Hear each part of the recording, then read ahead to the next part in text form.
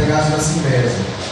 Então, antes de tudo mais nada, assim, antes de começar aqui a Assembleia, eu tive a honra de ter sido recebido pelo doutor Aquino, onde a gente conversou um pouco sobre essas e outras demandas que o sindicato já vem tabulando.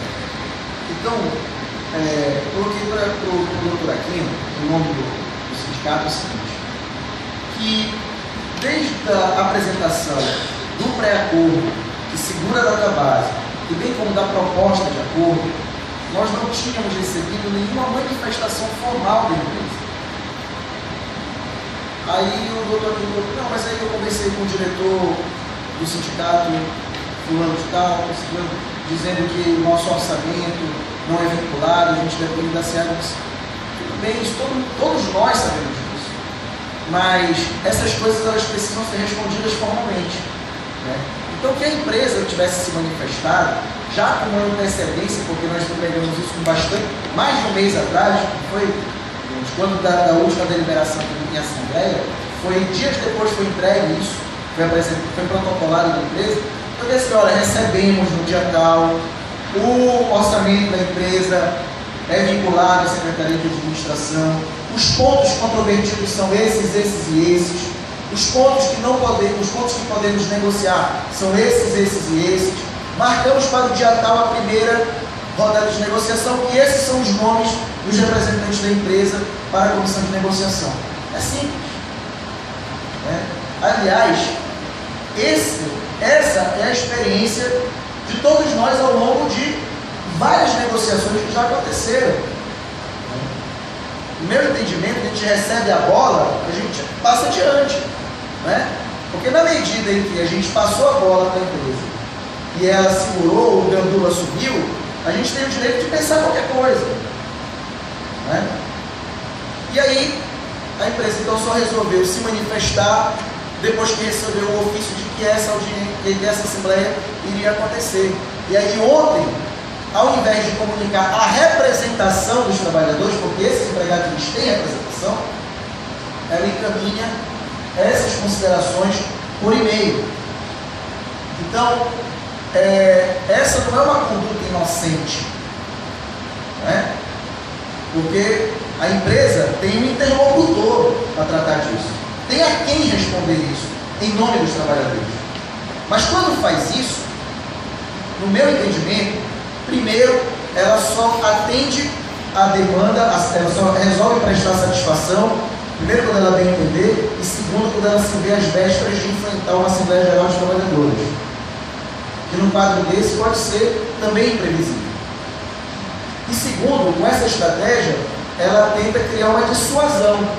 Olha, ao contrário do que os diretores possam vir a falar, está aqui, nós estamos dando satisfação.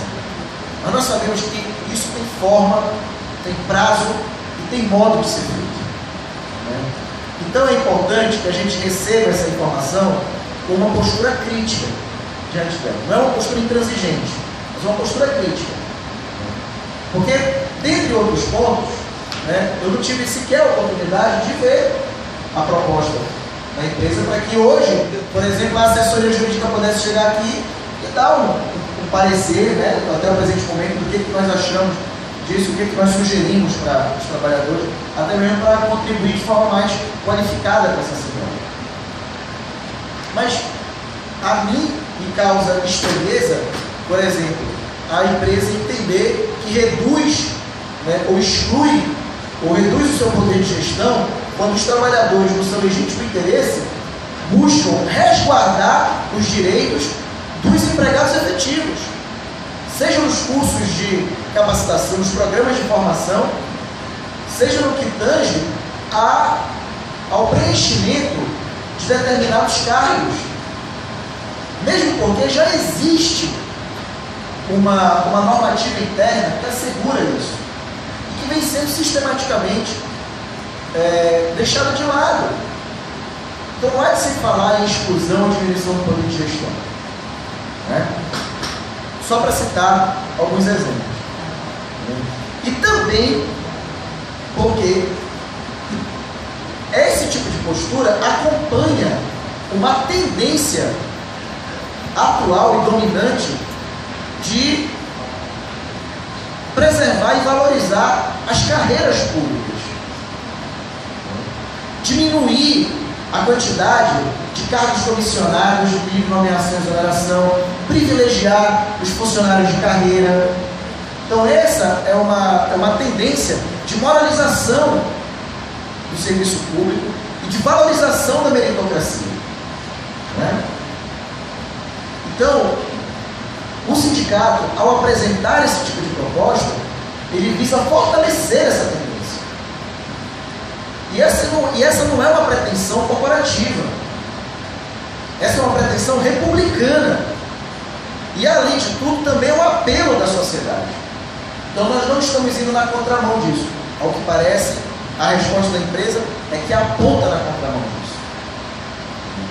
Então, essas questões a gente precisa observar, a gente precisa discutir, mais do que simplesmente aprovar ou não aprovar, a gente precisa debater. Os empregados têm que ir para cá e dizer o que pensam.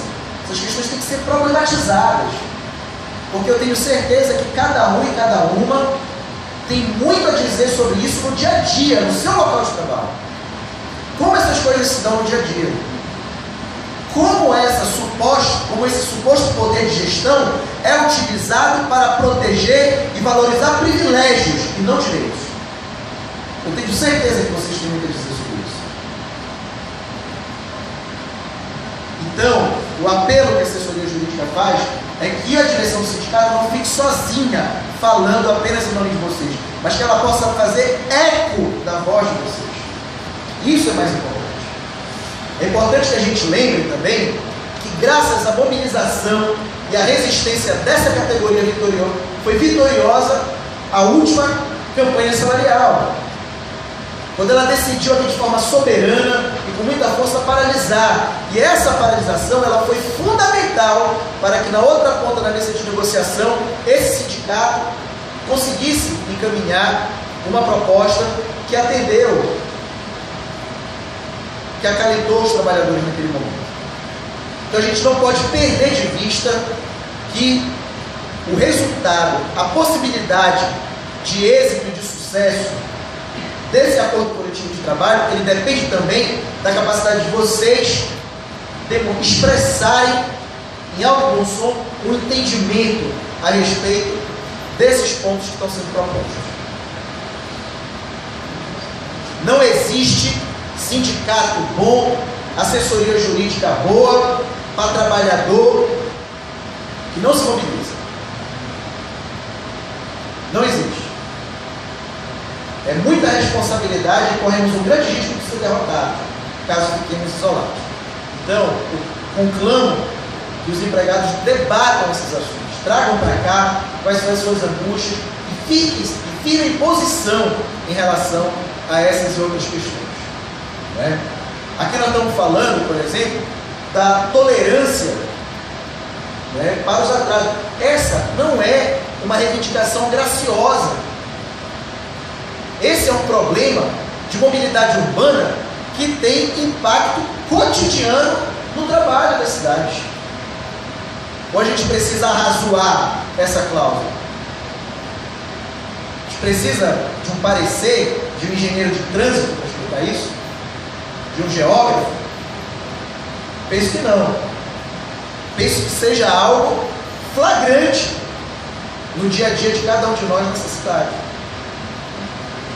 Então, esses são alguns pontos, por exemplo, que a empresa responde e que a mim me parece uma resposta desprovida de fundamento. Desprovida de fundamento e fora da realidade. Posso inclusive estar errado, desde que ela apresente respostas mais qualificadas, que demonstrem, por A mais B, por quê?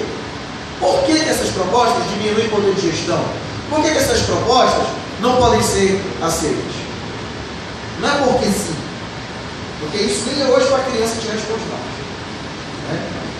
Então, meus amigos, esses são alguns elementos que eu quero colocar para o debate, para contribuir para o debate de vocês e para também depois obter a resposta de vocês, para que a gente, assessoria jurídica e o sindicato, possamos encaminhar de forma qualificada, né, esse posicionamento coletivo da categoria. é muito importante e é nisso que repousa a nossa chance de vitória.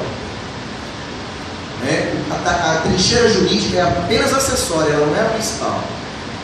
Por fim, quem tiver tempo, que, por favor, compareça também à audiência pública que vai estar acontecendo a partir das 15 horas na Câmara Municipal de Belém, com o atraso natural que sempre ocorre.